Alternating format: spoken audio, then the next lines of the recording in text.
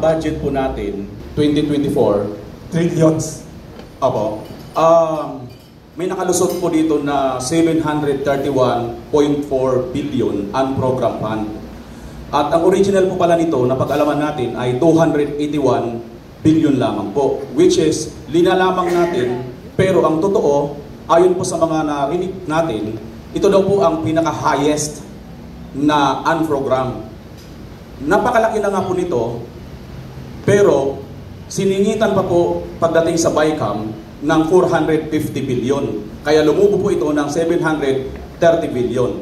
At ito po, bilang isang senador din si Attorney Senador Coco Pimentel, tumakbo po siya sa Supreme Court at question po yan. Ngayon, Attorney, ang tanong ko ganito. Ano po ang inyong magagawa pagdating ng magaganitong klaseng usapin? Papayagan ba ninyo kung may makita kayo na makalusot sa BICAM?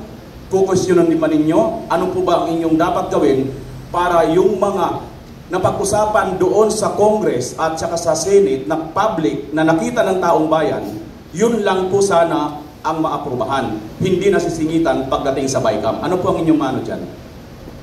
That unconstitutional. And it should not have a say, it should not even dip its fingers into budget preparation. More so, budget approval. Ang power of the purse emanates from the House of Representatives and then dadaan ng Senado. Pagka nagka-agree na sila, pinasa ng parehong lumababa at mataas sa Kamara, and it will be transmitted to the President for a signature or some veto or total veto. Pero hindi dapat nakikialam ang BICAM. Ang BICAM, dyan nangyayari yung singitan ng pondo. But yes, that's one of what I have in mind. Should I even consider running? I'm considering, should I file my candidacy? And should I be blessed with the mandate of the Filipino people? I will champion that. Tatanggalin natin yung proseso na sa BICAM nagkakayarihan. Hindi siguro kaya ng isang tao. That's why I'm campaigning and calling and asking the Filipino people, let us put and elect an effective and credible opposition in the Senate para matigilan na itong paglalapastangan sa pondo ng bayan.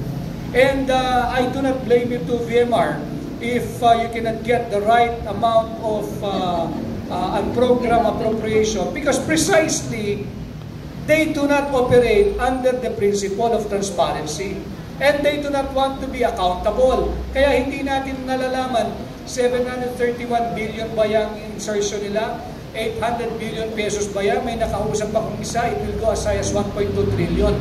Bukod pa yan doon sa pera na rini-release through ayuda, through yakap, through AIX. Ang dami-daming pera.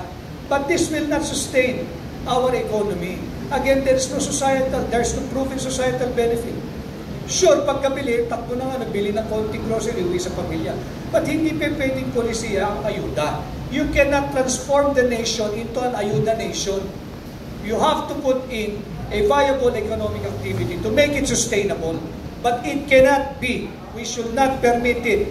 The transformation of our nation, of our economy, into an ayuda nation and an ayuda economy. And again, I take up the cudgels for those who are hard-working Filipinos, the working class.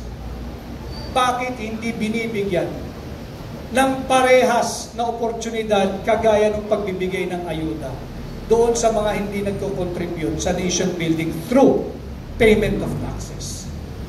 Hindi balanse.